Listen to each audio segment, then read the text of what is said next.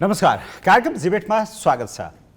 5.5 दशकभन्दा बढी समयदेखि अभि सुवेदी त्रिभुवन विश्वविद्यालयमा हुनुहुन्छ। सुरुमा विद्यार्थीका रूपमा त्रिवी पुगेका सुवेदी धेरै विद्यार्थीका प्रिय अभि सर बनिरहनु भएको छ। त्रिवीमा पुष्पकमल दाहाल, कमल थापा लगायत आजका थुप्रै नेता, कर्मचारी, लेखक वाका विद्यार्थी भए। साहित्य, समालोचना, लेखन र रङ्गकर्ममा समेत लागेका सुवेदीले 20वटा भन्दा धेरै किताब लेखिसक्नु भएको छ। आजको डिबेटमा हामी प्राध्यापक सुवेदीसँग त्रिवीमा उहाँको 5 दशकको प्राध्यापन र लेखनको अनुभव र अनुभूतिमा केन्द्रित रहेर कुराकानी गर्नेछौँ।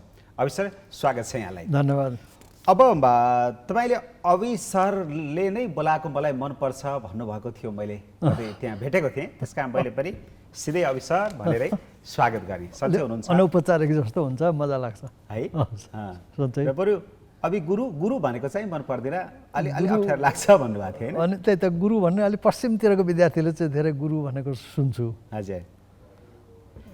अब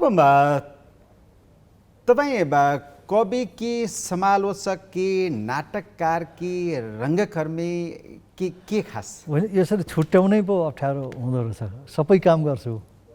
अब अहिले पनि नाटक पनि लेखिराखेको छु, समालोचना धेरै लेखेँ, कविता लेखेँ। गर्दाखेरि मलाई के लाग्छ भने त्यो सम्पूर्ण एउटै कर्मका विभिन्न त्यो मेनिफेस्टेसन मात्रै हुन् कि के हो जस्तो लाग्छ कहिलेकाहीँ। अभिव्यक्ति गर्ने एउटा क्वेस्ट हो नि, एउटा खोजी जस्तो हो। त्यो खोजी गर्दा जानराहरू, विधाहरू खोजिँदो रहेछ जस्तो लाग्छ मलाई। जस्तै नाटक लेख्दा नाटकमा टन्नै कविता हुन्छ मेरो त्यहाँ, अनि त्यो छुट्याउनु पनि गाह्रो। संवाद छ, ऊ छ, त्यसमा स्टेजका लागि लेखिन्छ, तर कविता पनि छ त्यहाँ। जस्तै अग्निको कथा भने मेरो धेरै देखाएको नाटकभित्र त कविता छ, एउटा कवि पात्रै राखेको छु त्यहाँ। फेरि गर्दाखेरि छुट्याउनु एकदम गाह्रो के गर्दैछु भनेर। तर एउटा कर्म चाहिँ फरक छ, त्यो समालोचना लेख्ने कर्म चाहिँ अलिक सृजनशील लेखनभन्दा फरक कर्म पनि गरेँ मैले। त धेरै किताबहरू निस्किसके, सङ्कलनहरू, समालोचक। कसरी फरक छ त्यो? त्यो चाहिँ कसरी फरक हुँदो रहेछ भन्दाखेरि त्यो ज्याक डेरिडाले भने जस्तो प्यारासाइट के, कविको कर्ममाथि बसेर लेख्ने मान्छे समालोचक हो। त प्यारासाइट हो भन्छ नि उनले। त्यस्तै एउटा प्यारासाइटिक जस्तै अर्कामाथि पराश्रित भएर लेख्ने विधा रहेछ समालोचना जस्तो लाग्छ। हुन त हिजो आज विधा समालोचना सङ्कटमा पर्दै गएको छ। त्यो पनि धेरै लेखेँ, भोल्युमहरू छन् थुप्रै। स्वदेशी, देशी, बाहिरबाट नेपालमा अध्ययन गर्ने अङ्ग्रेज साथीहरूले पनि पढे, नेपालीहरूले पढे अघि। अहिले धेरै समालोचना लेख्दिनँ, तर छोडेको छैन। त्यो तर पनि ठ्याक्कै यही हुँ म भनेर भन्न चाहिँ गाह्रो हुन्छ है। होइन भन्न पनि गाह्रो छ फेरि। समालोचना लेखेको छ, समालोचक होइन भन्न कसरी भन्ने? त किन लेखिस् त भन्ने हुन्छ नि फेरि। नाटक त्यति तर 10-12वटा लेखिसक्यो, मञ्चमा गरिसक्यो, नाटक लेखिकार होइन भन्न किन भन्छौ भन्ने कुरा पनि आउँछ नि त। कविता लेखेँ गर्दाखेरि समग्रमा एउटा साहित्यकार हुँ जस्तो भन्दा। विधागत रूपमा कुरा गर्दा विधा चाहिँ कुन मनपर्छ फेरि? विधा चाहिँ काव्य विधा हो कि, नाट्य विधा हो कि, समालोचना पनि एउटा विधाकै रूपमा आए यिनीहरू। तर मलाई चाहिँ मेरो कर्मको अनुभवले हेर्दाखेरि चाहिँ मलाई लाग्छ के भन्दाखेरि यो एउटै सृजनशील साहित्यको खोजी गर्दाका विभिन्न मेनिफेस्टेसन्सहरू, मोडहरू हुन्। किनभने मलाई नाटक लेख्ने बेलामा चाहिँ नै जस्तै अग्निको कथा लेखेँ, त्योभन्दा अगाडि पनि लेखेँ, तर अग्निको कथा लेखेँ समयले लगाइदियो। अब मेरा विद्यार्थीहरूले पनि अग्नि दहन गरे किर्तिपुरमा, अनि पछि तिनै दहन गर्ने आएर नाटक पनि खेले। अग्निहोत्री भन्ने नाउँ दिएँ, उनीहरूको पहिचान म अग्निहोत्री ब्याजको हुँ भनेर फोन पनि गर्छन्। गर्दाखेरि त्यो एउटा घटना। अनि त्यो बेला देशैभरि जलिराखेका थिए, बुम्बाहरू जलिरहेको थियो, ऊहरू गृहयुद्ध चलिरहेको थियो नि त। त्यो हुँदाखेरि अनि बडा पीडित, दुखित भएर बसिराखेको थियो। गुरुकुल थिएटर खोलेको थियो। बस्दाखेरि सुनिल पोखरेलले सोधे, दाइ किन यो चिन्तित भएर बस्नुभयो भन्दाखेरि यसरी अग्नि नाटक लेखिदिनुहोस् न भने। अब त्यो सङ्कटलाई सम्बोधन गर्ने केबाट भन्दाखेरि नाटकबाट। नाटकले सम्बोधन गर्छ, द्वन्द्व छ त्यसमा, त कन्फ्लिक्ट छ। प्रब्लमलाई लिएर रङ्गमञ्चमा जान पाइयो, हो भनेर त्यहाँ आई जम्प्ड त्यसमा अनि लेखेँ नाटक अग्निको कथा भन्ने यो चाहिँ नै लेख्यौँ अनि त्यो धेरै मञ्चन पनि गऱ्यौँ देश विदेश गरेर त्यो किनभने त्यो समयलाई समात्यो नि त्यसले तर नाटक त लेखेँ तर कवि हुँ के भयो भन्दाखेरि कवि हुनुको त्यो विशेषता कर्मलाई पनि त्यहीँ हाल्ने छु पछि लेख्दाखेरि त्यहाँ भिक्छु कवि भिक्छु बोल्छ कविताका त्यो भाव अभिव्यक्ति हुन्छन् गर्दाखेरि कवि पनि छ त्यहाँ अनि व्याख्या पनि गर्छ त्यसले अलिकति राजनीतिक ओरिएन्टेसन व्याख्या पनि गर्छ त्यहाँको पात्रले गर्दाखेरि यी सबै कुराहरू आउँदो रहेछ नि नाटक खेल्नु पनि भयो सर नाटक खेल्ने पहिला खेलेँ यो विजय मल्लको नाटक खेलेँ धेरै अगाडि त्यो युनिभर्सिटीमा हुँदाखेरि अङ्ग्रेजी विभागको फर्स्ट इयरको स्टुडेन्ट हुँदाखेरि म कल्चर डिपार्टमेन्ट युनियनकोमा थिएँ नाटक गर्नुपर्ने भयो अनि नाटक कसलाई लेखाउने भन्दा विजय मल्ल दाईलाई राम्ररी चिन्थेँ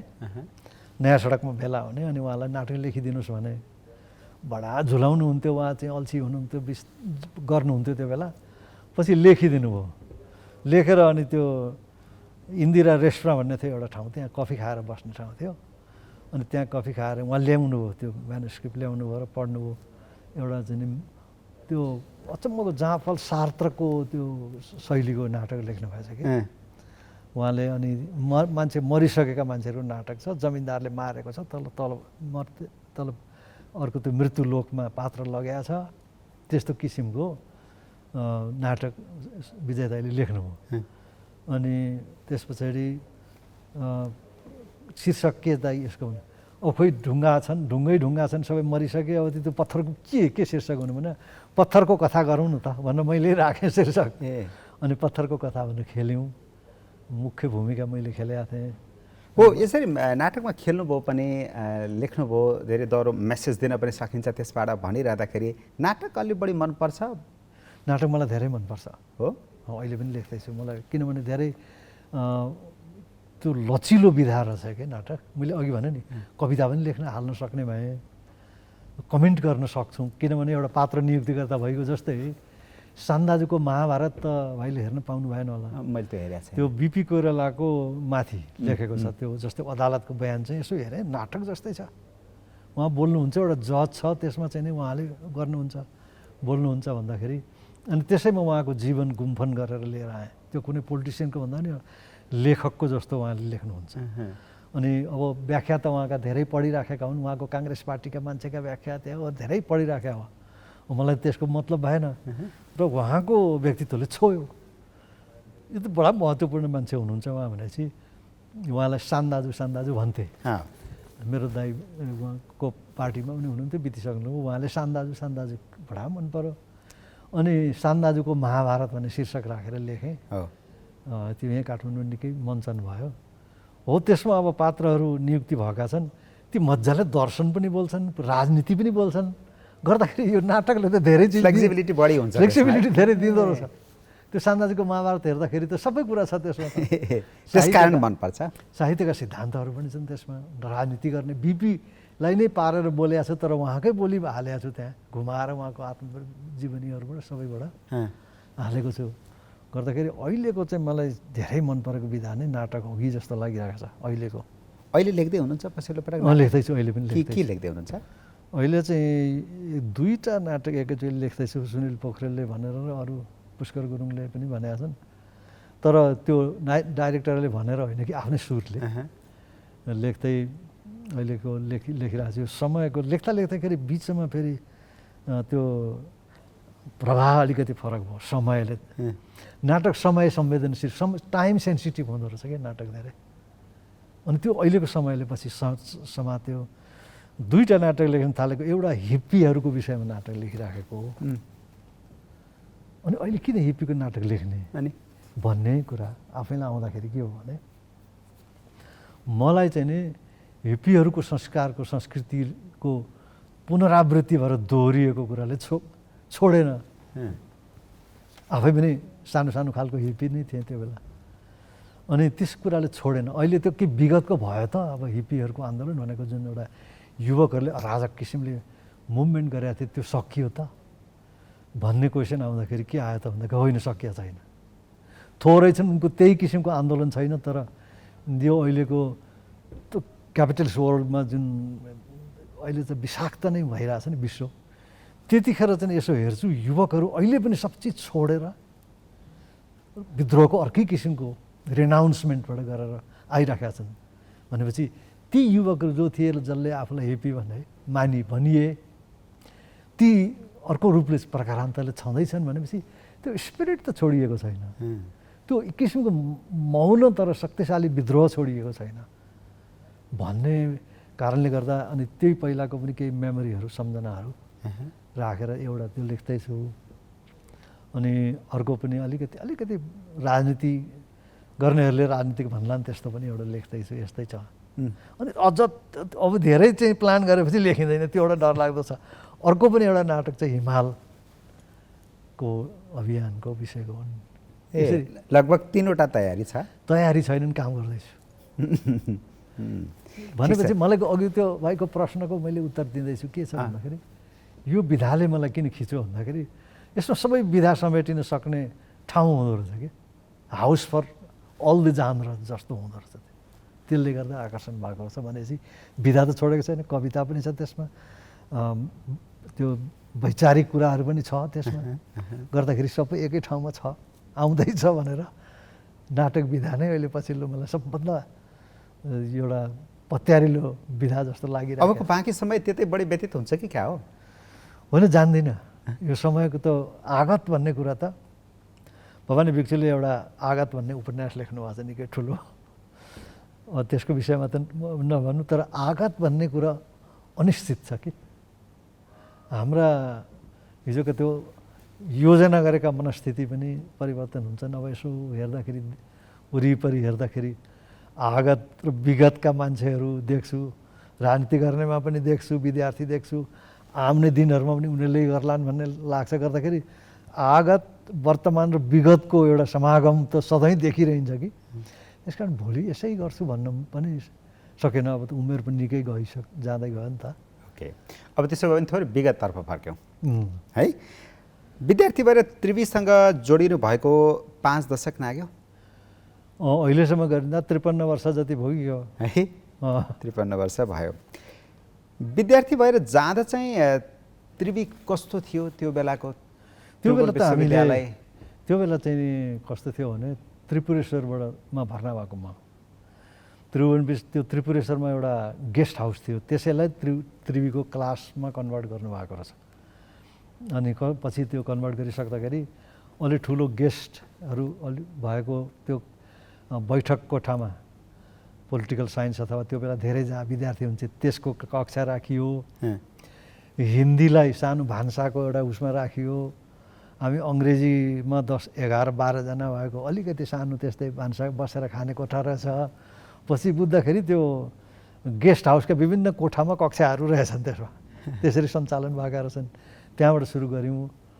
अनि 2024 सालमा त्यसपछि सरदार रुद्रराज पाण्डे चाहिँ नै त्रिवीको त्यो बेला भाइस चान्सलर हुनुहुन्थ्यो। उहाँको ठुलो इच्छा थियो कीर्तिपुर लाने, घरहरू बनिसकेका थिए, उहाँ साइन्सका चाहिँ चल्थे। अनि सर्ने भयो। अनि त्यस पछाडि बडो नाचगान गर्दै गर्दै सर्यौँ। उहाँ बडा खुसी हुनुभयो, गाडीबाट आउनुभयो। एउटा मात्रै पुल थियो, बिस्तारै सबै पुग्यौँ माथि। अनि तपाईँहरू नाच्दै गाउँदै कोही मादल गर्दै कोही के गर्दै पुग्यौँ कीर्तिपुर। गाडी धेर थिएन नि, एउटामा कोही गर्दै पुग्यौँ। अनि अहिलेको मेरो अङ्ग्रेजी विभागको त्यो अहिले पुस्तकालय छ, त्यहाँ त्यो पुस्तकालय हल थियो। त्यो हलमा सभा भयो।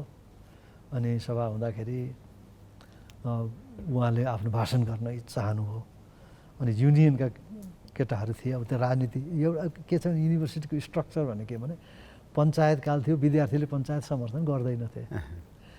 काङ्ग्रेस र कम्युनिस्ट भन्ने दुई ग्रुपमा उनीहरू स्वतन्त्र भएर युनियन बनाउँथे।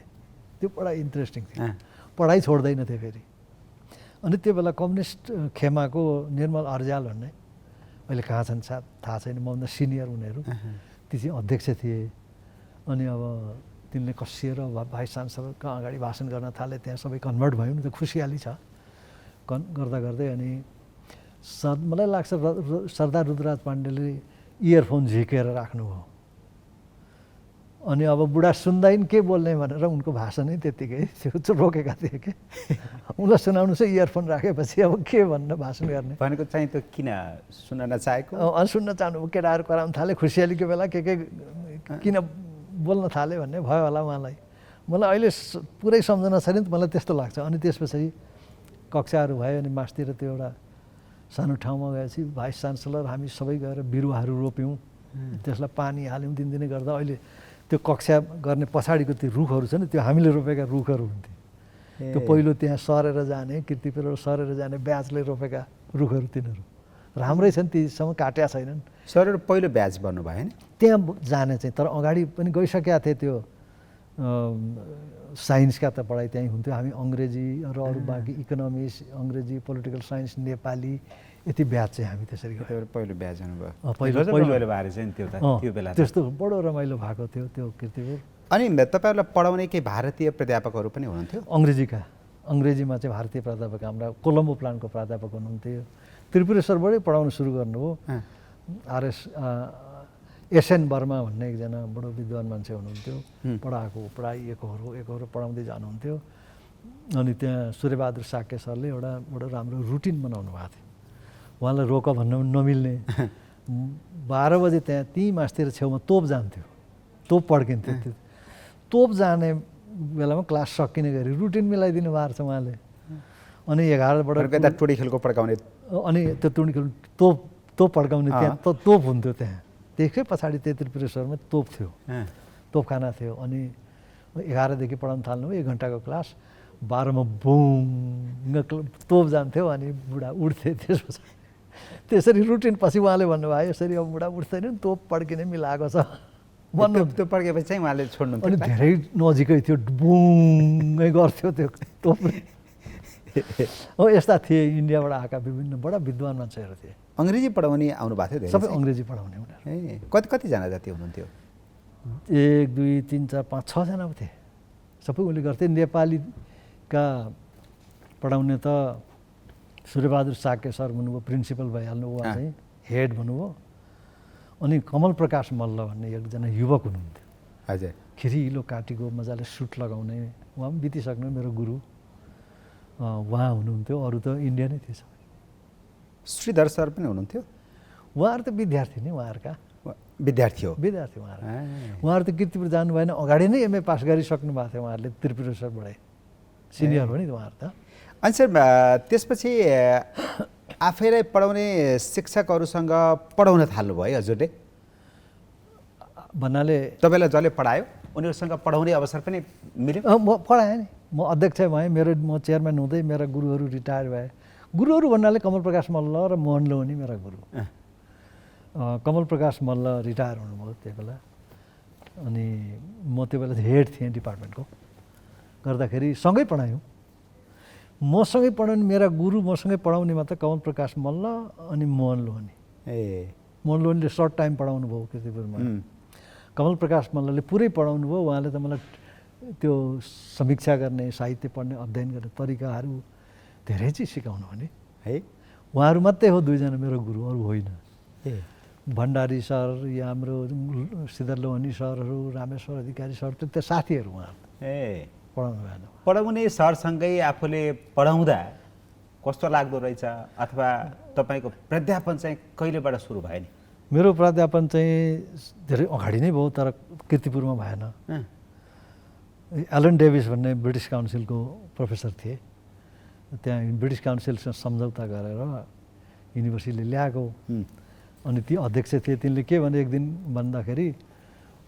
पद्मकन्यामा तेजरत्न कंसाकारलाई म यहाँ ल्याउँदैछु लिङ्ग्विस्टिक्स ल्याङ्ग्वेज पढाउनु पऱ्यो तिमी उसको ठाउँमा गएर पद्मकन्यामा पढाउन जाऊ भन्नुभयो एमए भर्खर पास गरेका थिएँ पद्मकन्यामा चुनौती नै हो अब गाँठ अब भर्खरको मान्छे पद्मकन्यामा जाऊ भन्छन् अब भनेपछि कति वर्ष हुन्छ भनेर गएँ अब 25 वर्ष यस्तै थिएँ होला अनि त्यहाँबाट गएपछि त बडा चुनौती त्यहाँ त किन कन्याहरू एकदम क्लासमा लगेर राखिदिनु हो तेजरत्न कंसाकारले पढाउन थाल्ने त्यस्तो चाहिँ एउटा गेरु वस्त्र त्यस्तो वस्त्र लगाएको महिलाहरू एउटा कोठामै विस्तारित भएर बसेको पहिलोपटक देखेँ मैले। कवि मान्छे फुलहरू त देखेँ, मानिसहरू पनि रङ्गिन देखेँ, तर त्यहाँनिर त्यसरी कक्षामा आफूले पढाउनु पर्ने म मात्रै भएँ नि त हेर्ने, गर्दाखेरि लाज भयो, थाहा पाइनँ। अनि अकस्मात चाहिँ बिचरा सरलाई लाज भयो भन्ने आवाज आयो विद्यार्थीको माझबाट विद्यार्थीको माझबाट भन्नै थाले। अनि उडाउन थालेपछि झन् रातो भएँ, झन् लाज भयो। अनि आफूले चिनेका केही महिलाहरू थिए नि त, अगाडि बाहिर चिन्थे नि त, युवक मानिस चिन्थे केही महिलाहरू, उनीहरू मेरो पक्षमा कुरा गर्न थाले, गर्दा झगडा जस्तो। त्यही क्लासभित्र त्यही क्लासभित्रै नगराओ, सट अप, गर्ल्स भन्ने कोही निस्क्यो नि त त्यहाँ। बडो अनप्लेजेन्ट भयो। अनि एलन डेभिसलाई भने, Davis perhaps I cannot teach at Padmakanya भनेर भन्न गएँ। मैले तरिका छ, म पखाइ म विचार गर्छु भन्यो भने क्वेकर मान्छे, क्वेकरहरू त चुपो लागेर विचार गरेर बस्ने क्रिस्चियन क्वेकरहरू झ्यालबाट बाहिरभित्र हेरेर भन्यो, अभि आई गट द एन्सर।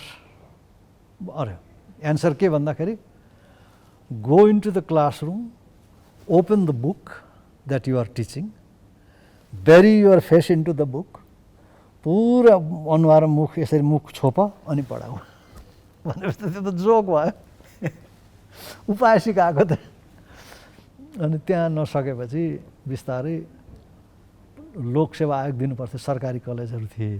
अच्छा, त्यहाँको पढाइ कन्टिन्यू भएन, पढाउनु भएन? 1.5 महिना जस्तो पढाइसकेपछि कहिले, अनि त्यसपछि सानो क्लास दिनुभयो, निलवीर सिंह कंसाकार भन्ने अध्यक्ष हुनुहुन्थ्यो, दिएपछि अनि 17-18 जना केटीहरूको क्लास मेजर इङ्ग्लिस लिन थालेँ।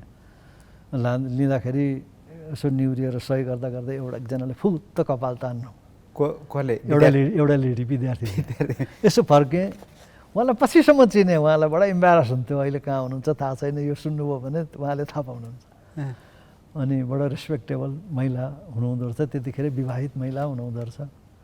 त केही गर्दा पनि भएन। अनि त्यस पछाडि त्यो लोकसेवा आयोग पास गरिसकेपछि पाटन कलेजमा पास गरेँ।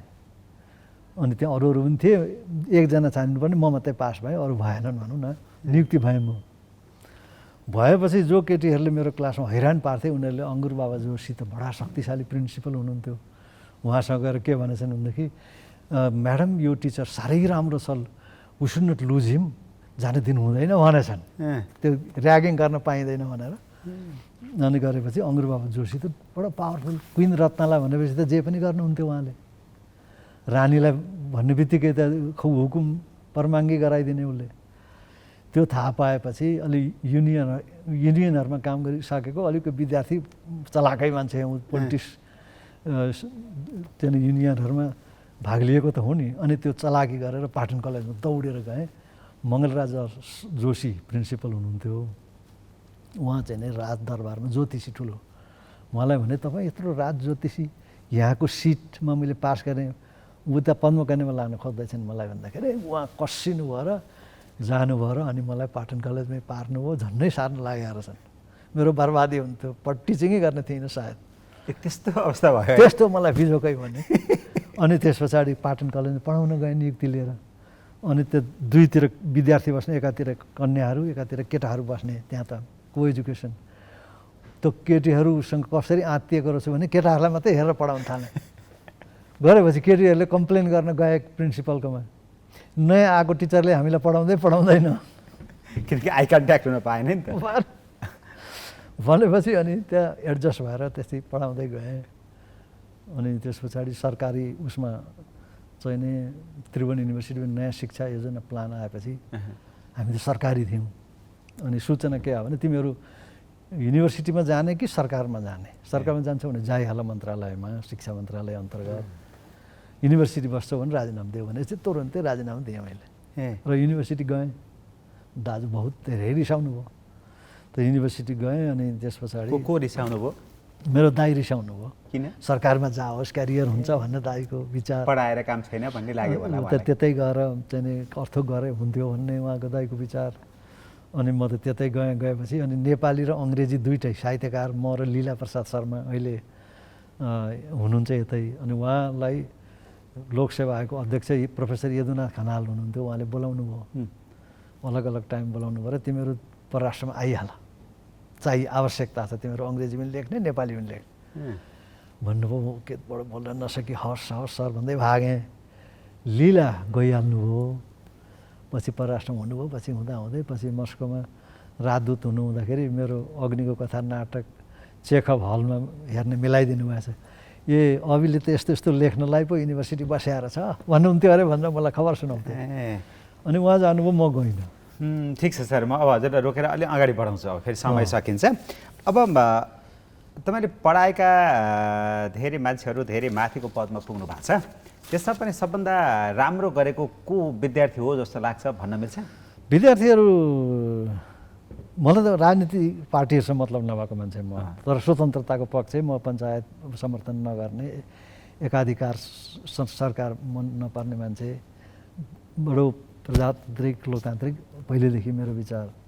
त्यस कारण उनीहरू कस्तो गर्छन्, कुन दल छ के छ त्यो मलाई मतलब छैन, तर एउटा शिक्षक भएपछि कमजोरी के हुँदो रहेछ भने जुसुकै दलको विद्यार्थी भनेपछि पग्लिहाल्ने, त्यस्तो हुँदो भनेको माया लाग्ने। अनि कसो नजिक हुँ मेरो हो विद्यार्थी भन्ने गर्दाखेरि यसो हेर्दै जाँदाखेरि प्रचण्डलाई पनि पढाएको रहेछु।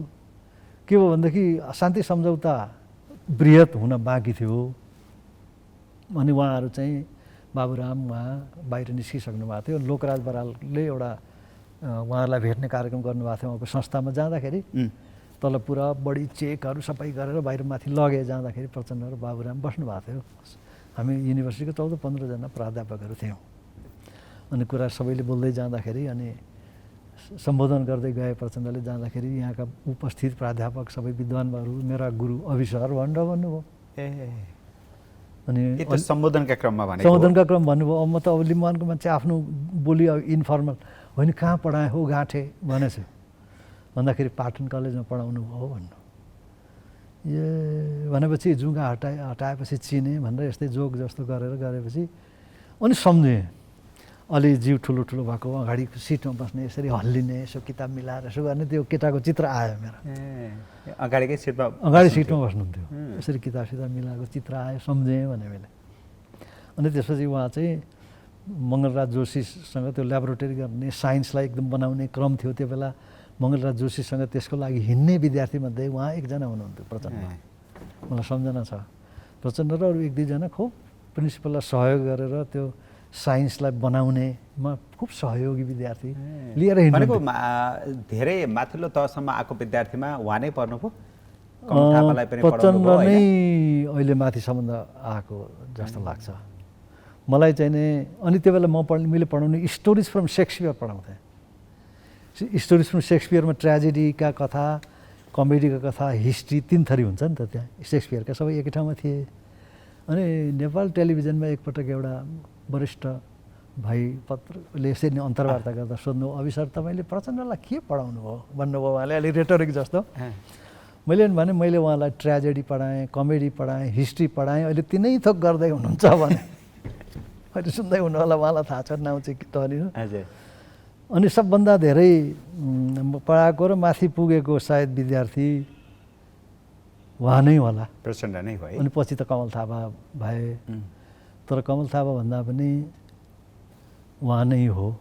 अनि हरिबोल गजुरेल अनि अरू पनि पढाएँ विद्यार्थीहरू। त कति पोलिटिसियन भए, कति अब विभिन्न क्षेत्रमा गए। अब यो लगभग शान्ति प्रक्रियामा आएपछि त्यसरी चिन्नुभयो प्रचण्डलाई, उनले आफै भने होइन? अनि त्यसपछि त भेट भयो नि त, भेटघाट भयो। त्यसपछि भेटघाट भइरह होला सायद अहिले पनि। त्यति छैन त्यसपछि राजनीतिपट्टि त्यता गएको भए हुन्थ्यो, अगाडि त्यत्रो तर भेटिनँ मैले। त्यत्रो आन्दोलन हाँक्दा एक खालको प्रचण्ड नाम गरेको मान्छे नै छैन होइन, काल्पनिक नाम हो अथवा पूर्व राजा ज्ञानेन्द्र हो भन्नेसम्मका पनि हल्ला चले, अथवा बाबुराम नै हो जे भने पनि भन्ने पनि भयो। त्यो बेलासम्म तपाईँलाई त्यस्तो कुनै पनि शङ्का थिएन है? मैले पढाएको केही पनि थिएन, केही नै लाग्यो, देखेको भए चिन्ने पनि थिएन। उहाँले नभनेको भए म चिन्नै थिएन नि। अहिले पनि चिन्दैन। शिक्षकको समस्या त त्यो हो नि, किनकि धेरैलाई पढाएको हुन्छ। अनि फेरि विभिन्न फिचरमा चेन्ज हुन्छ, दारीजुङ्गा हुन्छन्, के हुन्छ गर्दाखेरि उहाँ झन् गुरिल्ला भएर हिँड्नु भएको, अनि के चिन्नु। अनि माओवादीहरूले त्यो बेलामा तपाईँलाई कस्तो व्यवहार गर्थे? त्यो बेला त माओवादी नै थिएनन् नि होइन, जब प्रचण्ड आफ्नो सशस्त्र सङ्घर्षमा जानुभयो तपाईँले नचिनिरहेको बेलाको कुरा गरेँ मैले। नचिनिरहेको बेलामा मलाई खासै केही थिएन, विद्यार्थी छन् उसको गर्छन् भन्ने माओवादीसँग मेरो केही नराम्रो थिएन नि। बुर्जुवा लेखकहरू यस्तो यस्तो यस्तो भन्थे नि पहिला त खुबै। होइन, मलाई खासै त्यस्तै भएन। म आफूलाई लागेको विचार लेख्थेँ, मलाई माओवादीका उहरूले राम्रै बिचबिचमा पोजिटिभ रेस्पोन्स दिन्थे, कसरी दिन्थे मैले थाहा भएन। अनि स्वतन्त्र लेख्थेँ, तर उनीहरूले कहिले पनि अफेन्ड भएन। अनि पछि सरले त पछि लोकेन्द्र विष्ट उहाँलाई त पढाएन, तर उहाँले भन्दाखेरि उहाँलाई एक्सेप्टेबल छ, खुसी नै हुनुहुन्छ। काङ्ग्रेसका मान्छे पनि खुसी नै गर्दाखेरि के रहेछ त कुरा भन्दाखेरि एउटा शिक्षक, साहित्य भाषा पढाउने शिक्षक भनेको सबैको हुँदो रहेछ। लेख्दा पनि म त्यस्तै लेख्थेँ। अथवा हुनुपर्ने त जे पढाउने शिक्षक भए पनि त्यो सबैको हुनुपर्ने हो। तर जब म लेख्थेँ पेपरहरूमा लेख्दाखेरि, विचारहरू लेख्दाखेरि आफ्नो स्वतन्त्र लेख्थेँ विचारमा। सर एउटा अर्को सम्झेँ मैले त्यो ठ्याक्कै मैले त्यसलाई डिस्क्राइब गर्न सक्दिनँ, हजुरले भन्नु। भारतमा गएको बेलामा प्रचण्डको बारेमा कसले के बोल्यो, अलि बढी अन्टसन्ट बोल्यो, त्यसपछि तपाईँ त्यहाँ रिसाइदिनु भयो भन्ने के हो? त्यो त आएको पनि थियो। अनि त्यो के भएको थियो भने गिरिजाबाबु प्रधानमन्त्री हुनुहुन्थ्यो, मास्क बोकेर हिँड्नु भएको थियो त्यतिखेर। त्यो सार्कको सम्मेलन हुँदै थियो त्यो बेला। अनि त्यो बेला त्यो विज्ञान भवनमा चाहिँ सार्कको सम्मेलन हुँदै थियो। अनि यतापट्टि चाहिँ नि एकजना आएर भने नेपालको माओवादीको कुरा। अनि ऊ चाहिँ भारतका त्यो प्रख्यात विद्वान मान्छे आशिष नन्दी र म सँगै बसेका थियौँ। अनि आशिष नन्दी र म सँगै बसेका थियौँ। भनेपछि एकजनाले बोल्दै बोल्दै गए, नेपालमा उसको आन्दोलन भन्यो, के भने भन्दाखेरि प्रचण्डमाथि भयङ्कर उनको फल्स कुराहरू यस्तै कुरा गर्दै गए। फल्स भन्नाले एउटा गलत कुराहरू चाहिँ नि यस्तो सबै रिनिगेट पाखण्डीहरू यस्ता यिनीहरू चाहिँ राजनीतिसँग नर्मल विषयमा नआउने यस्ता मान्छेहरू अहिले आइसकेका छन्, यसरी नेपालको राजनीतिमा यस्तो उस्तो भन्न थाले। अनि ती प्रोफेसरले मलाई भने अभि चाहिँ हि इज टकिङ ननसेन्स, अभि गो एन्ड डिफेन्ड हिम भनेर भने। मलाई लाग्छ आशिष नन्दीले भन्नुभयो अथवा अरू दुईजना बसेका थिएँ, यही चाहिँ भन्न बिर्सेँ। मलाई आशिष नन्दीले भन्नुभयो कि जस्तो लाग्छ, आइ एम नट स्योर। एकजनाले भन्नुभयो त्यहाँ बस्ने मध्ये। अनि माथि गएँ, बडा पोलाइटली म प्रचण्डको गुरुको हिसाबले उहाँको एउटा सानो मिसअन्डरस्ट्यान्डिङ भयो, म बोल्न चाहन्छु भने। भन्दाखेरि अब पछि ठान्दाखेरि त पत्ता कानु सन्यालको पनि बाजे जस्तो, प्रचण्डको पनि गुरु भनेर कस्तो होला गुरिला। सेक्सपियरका नाटक पढाउने भन्ने त मान्छेलाई अन्दाज भएन। प्रचण्डको पनि गुरु भनेपछि के कानु सन्याल होला यो भन्ने मान्छेलाई भयो होला कि के भन्ने पछि हाँसो भएको थियो। अनि यस्तो मेरो विद्यार्थी हम्बल मैले पढाएको, त्यस कारणले यो कुरा मैले चाहिँ एग्री गर्दिनँ, मेरो अनुभवमा चाहिँ छैन। उहाँको राजनीतिको कुरा अर्कै हो, सबैको राजनीति हुन्छ। अब उहाँको पोलिटिकल ट्रान्सफर्मेसन भएको छ, त्यो कुराको प्रमाण चाहनुहुन्छ भने उहाँको प्राइम मिनिस्टर, उहाँले सम्झौता गरेको मान्छे प्राइम मिनिस्टर हुनुहुन्छ र प्रचण्डको पनि मेरो पनि सबैको प्राइम मिनिस्टर अहिले विज्ञान भवनमा हुनुहुन्छ। अक्सिजन मास्क बोकेर आउनुभएको छ गिरिजा प्रसाद कोइराला। उहाँलाई भेट्नुहोस्, उहाँले अरू कुरा भन्नुहुन्छ भने किन शान्ति सम्झौता त उहाँहरू दुईजनाले सही गरेर गरेका थिए, त्यो अर्थमा मैले भने। अब अहिलेको जीवित नेताहरूमा मनपर्ने नेता, सबैभन्दा मनपर्ने नेता चाहिँ अथवा आश लाग्ने नेता नै प्रचण्ड हो भन्ने त होइन कि हो? छैन। अब त्यो खासै एउटा कुरा के छ भने म अलिकति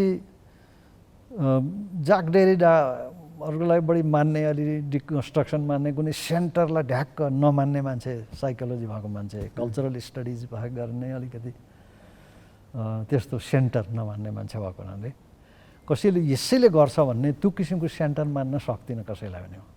मेरो आफ्नो उसले गर्दाखेरि फ्री थिङ्किङले गर्दाखेरि कोही पनि अब एउटा ठाउँमा एउटा सेन्टरमा बसेर यसो गर्ला भन्ने त्यति विश्वास लाग्दैन। त्यसो गर्दा गर्दै पनि आजको विश्वको विडम्बना चाहिँ के छ भने तपाईँ नमान्नुहोस्, तर मान्छे जबरजस्ती सेन्टरमा बसेर पावर गरेर दुनियाँलाई अनेकौँ गरेर तबाह, समाजलाई बर्बाद गर्ने पनि अथवा समाजलाई राम्रो गर्ने पनि एउटा पर्सोना त छ नि। पर्सोना त सकिएको छैन। अब त्यस्तै पर्सोना नेपालमा कोही भइदिए हुन्थ्यो भन्दाखेरि, मेरो त पार्टी छैन, केही छैन भन्दाखेरि म म चाहिँ फर्की विगतमा जाँदाखेरि बिपी कोइरालालाई भेटाएँ। बिपी कोइराला साह्रै मान्ने, बिपीलाई मन पराउनु। अनि प्रचण्डले पनि के, प्रचण्डको एउटा स्टेटमेन्टमा के छन्, बिपीले क्रान्ति अधुरै छोडिदिनु भयो त्यस कारण मैले गर्नु पर्यो भने ऊ पनि बिपीलाई नै मान्दो रहेछ। काङ्ग्रेसले बिपीलाई मान्ने, अर्कोले मान्ने भने जस्तो एउटा नेता मान्नु भनेको त मेरो धारणा के छ भने कतिपय काङ्ग्रेसहरूले बिपीलाई अहिलेसम्म पनि बुझेका छैनन् भन्ने मेरो धारणा छ। मेरो ढङ्गले जुन बुझ्छु त्यो उसले बुझेको नहुन सक्छ, र अथवा मैले बुझेको छैन उसले बढी बुझेको छ त्यो पनि हुनसक्छ। त्यसो भएको हुनाले कुनै नेतालाई बुझ्नु र अहिलेको समकालिक नेताहरूमा चाहिँ अनि बिपीको विषयमा धेरै लेखेँ छु, नाटक लेखेँ, सेमिनार पेपर लेखेँ। गान्धीको नाति राजमोहन गान्धीका अगाडि एउटा पेपर प्रेजेन्ट गरेको थिएँ बिपीको जो उसको जेलमा लेखेका साहित्य विषयमा। उहाँले भन्नुभयो यस्तो चाहिँ यति वर्षमा मैले सुनेको यो राम्रो पेपर हो भनेर राजमोहन गान्धीले भन्नुभयो। सबै यो कुराहरू गर्दाखेरि उहाँको त्यो एउटा कस्तो भने कुनै राजनीतिको मान्छे भएर लेखेको होइन, प्रकाशितै गरेको छु सबै उहाँको माथि लेखेका कुराहरू। त्यसमा त कुनै दल छैन। अनि एकाडेमीको एउटा किताब आख्यानकार विश्वेश्वर कोइराला भन्नेमा धेरै लामो लेख लेखेको छु। त्यसमा धारणा राखेँ गर्दाखेरि पोलिटिकल पार्टीको अहिले भएका एक्जिस्टिङ नेताहरूले यसैले चाहिँ गर्ला र यसैले गर्ला भन्ने मलाई त्यो केन्द्रवर्ती व्यक्तित्व छैनन् कोही पनि अहिले है। तर एउटा चाहिँ के छ भने, एउटा कुरा चाहिँ के मान्छु भने जसले तिनीहरूमध्ये स्वतन्त्रताको लागि काम गरे, जेल गए, दुःख पाए, तिनीहरू सबैप्रति श्रद्धा चाहिँ छ मेरो। एउटा श्रद्धा छ। जस्तै एउटा घटना सुनाउन चाहन्छु। एउटा ब्रिटिस काउन्सिलको मेरो डाइरेक्टर साथी थियो पिटर मस भन्ने। एक दिन पिटर मसले के भन्यो भने जनआन्दोलन चलिरहेको थियो, पहिलो जनआन्दोलन। अभि यो शेरबहादुर देउवा भनेको को हो भनेर, शेरबहादुर देउवा को हो किन भनेको कृष्णप्रसाद भट्टराईले भनेर पहिला पढ्न पठाएँ। अहिले फेरि एक्सटेन्सन गरेर पढ्न खोज्दैछ। को हो भन्दाखेरि तुरुन्तै मैले के आयो भने के भने he is a great freedom fighter, डेमोक्रेसीको लागि फाइट गर्ने भयङ्कर राम्रो मान्छे हो, पढाइदेऊ न, एक्सटेन्सन देऊ भने मैले। किन मेरो सबैलाई काङ्ग्रेस कम्युनिस्ट जसले फ्रिडमको लागि गरे, जेल गए, सबैप्रति मेरो रेस्पेक्ट अहिले पनि छ क्या। त्यो अहिले पनि छ। छोटो कमेन्ट गरिदिनुहोस् न। अनि त्यसपछि मैले के भने त्यसो हो भनेदेखि भोलि मेरो अफिसमा आइजाऊ भन्यो। गएँ अफिस, यो पेपरमा सही गर भन्यो। एउटा प्रोफेसरको चाहिँदो रहेछ नि त। अनि गएँ, देवालले चिनिया पनि छैन, मैले देवाललाई चिनिया पनि छैन, रिकमेन्ड गरेँ, एक्सटेन्सन भयो, सायद त्यसैबाट भयो। तपाईँको रिकमेन्डेसनबाट? अब त क्लेम त गर्दिनँ, तर मलाई यहाँ सही गर भन्यो, गरिदिएँ। प्रोफेसर त गरिदिनु पर्थ्यो नि त केही। अब उहाँलाई पनि थाहा छैन, पछि थाहा पाउनु भयो होला। मैले त्यो भन्ने खालको मान्छे पनि होइन म। भनेपछि रेस्पेक्टले गरेको क्या, देउबाको फ्रिडमको लागि काम गरेको रेस्पेक्ट। उहाँले गरेको गलत कामको रेस्पेक्ट गर्दिनँ। अर्को पोलिटिसियनले त्यस्तै गरेको चाहिँ रेस्पेक्ट गर्छु, तर अर्को गर्दिनँ। कमल थापासँग मेरो कत्रो। सर अब यही प्रश्नसँग जोडेर छोटो कमेन्ट चाहिँ के गरिदिनुहोस् भने अहिलेको राजनीतिक कुरा गर्दाखेरि नेताहरूसँग अलिक बढी वितृष्णा जाग्यो जनताको, अथवा भरेअनुसार काम गरिदिएनन्, संविधानको स्पिड अनुसार गरेनन्, समय सुहाउँदो यिनीहरूले देशलाई अगाडि बढाउन सकेनन् भन्ने जनतामा असन्तुष्टि देखिन्छ कि सरको बुझाइ के छ यहाँनिर? यति निराश हुनुपर्ने बेला छ यहाँ? असन्तुष्टि चाहिँ नि एउटा यो डिसिलुजनमेन्टको विषयमा अस्ति मात्रै पनि एउटा कथा हो काठमाडौँ पोस्टमै कहाँ एउटा लेख लेखेको छु। यो डिसिलुजनमेन्ट धेरै भयो, नकारात्मक दृष्टिकोण किन आयो यसरी भनेर चाहिँ मैले एउटा लेख लेख्दा थिएँ, विचार गरेको थिएँ। नकारात्मक दृष्टिकोण एउटा के छ भन्दाखेरि यो राजनीतिक विषय हो, तर हामी जस्तो साहित्यिक मान्छे, स्वतन्त्र मान्छेले पनि हेर्दा हुने देखिने विषय पनि केही छन्। त्यसमा कस्तो भन्दाखेरि उहाँले जेनेरेट गर्नुभयो, नकारात्मक हुने कुराहरू जेनेरेट गर्नुभयो कि उत्पादन गर्नुभयो। उत्पादन गर्नु हुँदाखेरि के हो भने नेपालको राजनीति, डेमोक्रेटिक राजनीति चाहिँ केमा बेसमा भएको छ भने डेमोक्रेटिक प्रिन्सिपलमाथि आफ्नो कमिटमेन्टले गर्दाखेरि भएको हो यो लोकतान्त्रिक भन्ने चिजले। बिपी कोइरालादेखि मनमोहन अधिकारीहरूदेखि पुष्पलालदेखि हुँदै आएको मेरो कमिटमेन्ट छ, मेरो एउटा प्रिन्सिपल छ, त्यस कारण आइएम कमिटेड टु दिस बाट आएको हो। त्यो एक किसिमको ठुलो व्रत, एक किसिमको साधना थियो त्यो, र अनेस्टी थियो त्यो। त्यो ब्रिज गर्नु कुनै पार्टीकाले पनि हुँदैन थियो, कम्युनिस्टले पनि हुँदैन थियो, कङ्ग्रेसकाले पनि हुँदैन थियो, कसैले पनि हुँदैन थियो। त्यो ब्रिज उहाँले त्यो कोभेनान्ट भन्छ नि जो अङ्ग्रेजीमा, त्यसलाई भङ्ग गर्नुभयो उहाँहरूले, ब्रिज गर्नुभयो। उहाँले भनेको उहाँहरूले भने अहिलेको नेताहरूले ब्रिज गर्नु, तोड्नुभयो। त्यो तोड्ने बित्तिकै अब उहाँ के होस् भने के होस् सुरु भयो नि त, त्यसले रोक्न सकेन नि त। अहिलेसम्म पनि रोक्दैछ, अहिलेसम्म पनि चुनावमा गरेर रिजल्टहरूलाई मान्दै हुनुहुन्छ। संसारका कत्र कत्र देशले रिजल्ट नमानेर कत्रो बबन्डर गर्दैछ, उहाँहरू मान्दै हुनुहुन्छ। इलेक्ट्रल पोलिटिक्समा हुनुहुन्छ, जनताको अधिकार भन्नुहुन्छ, स्वतन्त्र मिडियालाई कमिटेड हुनु अहिले पनि छ। म त पोजिटिभ छु उहाँहरूको विषयमा। तर के गर्नु भने त्यो कोभिनान्ट जुन सम्झौता अन्डरस्ट्यान्डिङ जुन छ पोलिटिक्सको, त्यो ब्रेक गरिदिनु भयो। बिस्तारै ख्याल गर्दै गर्दै ब्रेक गरिदिनु भयो। पावरको अलिकति लोभ भयो, ब्रेक गरिदिनु भयो। उससँग झगडा भयो, ब्रेक गर्नु। उहाँहरूको भाषा सुन्नु न, कस्तो भाषा बोल्नुहुन्छ। हामी त भाषाकर्मी मानिसहरू हौँ, उहाँहरूले यस्तो भाषा बोल्नुहुन्छ कि त्यसले ड्यामेज गर्छ। म त भाषाशास्त्री पनि हो। भाषाले यति डरलाग्दो गरी ब्रेक गर्छ। जर्ज अर्वेलले पहिले त्यो लेखे 1984 भन्ने त्यो उपन्यासदेखि लिएर सबै अरू यो पछि यो डिस्टोपिक एउटा युटोपियाको ठिक उल्टो डिस्टोपिक भिजन हुने मान्छेले, उल्टो भिजन हुने मान्छेले चाहिँ त्यस्ता भाषा बोल्ने भन्ने एउटा परिकल्पना डिक्टेटरहरूको, उहाँहरूलाई के बिग्रिया थियो र त्यस्तो भाषा बोल्नुहुन्छ। अहिले पनि बोल्दै हुनुहुन्छ। मैले उहाँहरूले सुन्नुभयो भने सुधार्नु होला भन्छु। अहिले पनि जे मुखमा आयो बोलिदियो। आश गर्ने उहाँहरूसँगै हो कि अनि अब यसमा विडम्बना के छ भने उहाँहरू नै हुनुहुन्छ। राजनीति भने कस्तो हुँदो रहेछ भनेदेखि हातमा त छ नि, सिस्टम विधि चलाउने त जिम्मा उहाँहरूलाई नै छ। त्यसै कारण भन्दैछु सुधार्नुहोस्, तपाईँहरू नै हो भन्दैछु नि यहाँ। त्यो कारणले भन्दैछु उहाँहरूले गर्नुपर्छ, उहाँहरू सुध्रिनुपर्छ। र उहाँहरू सुध्रिनु भनेको मलाई भयो, मैले यहाँसम्म गरेँ, अब जान्छु भन्नु पनि सुध्रिनु हो, र युवकहरू आउन् भन्नु पनि सुध्रिनु हो। त्यो पनि गरिदिनु होला भन्ने आशा। अब मैले जति गर्ने गरेँ हो, अब त्यो उहाँहरूको महानता छ। गर्नुहोस्, सम्हाल्नुहोस्। अहिले पनि उहाँहरूलाई मान्छु, यत्रो यहाँसम्म लडेर आउनुभयो, सबैप्रति अभिवादन छ। अहिलेसम्म त्यो एउटा कोभेनान्ट सम्झौता, एउटा व्रत सम्झौताको मौन जुन व्रत लोकतन्त्रको उहाँसम्म आउनुभयो। धेरै देशमा गर्दैनन् त्यस्तो। बर्मा कहाँबाट कहाँ पुगिसक्यो, के भइसक्यो भन्नु त उहाँहरू हुनुहुन्छ। सबैसँग रेस्पेक्ट छ क्या मेरो।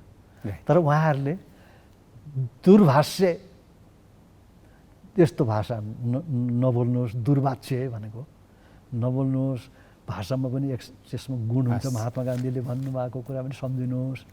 अनि त्यो गुण उहाँहरूको, अब गुण के हुन्छ भने हामीले सक्यौँ अब आउनुहोस् तपाईँहरू भनेर अर्कोलाई, युवा पुस्तालाई बोलाइदिनुहोस्। त्यो उहाँहरूको ठुलो योगदान हुनेछ। अब सर एकदम अन्तिम मिनटमा आयौँ, कुरा गर्दा गर्दै सकिन्छ समय, 50 मिनटको समय लगभग सकिसक्यो।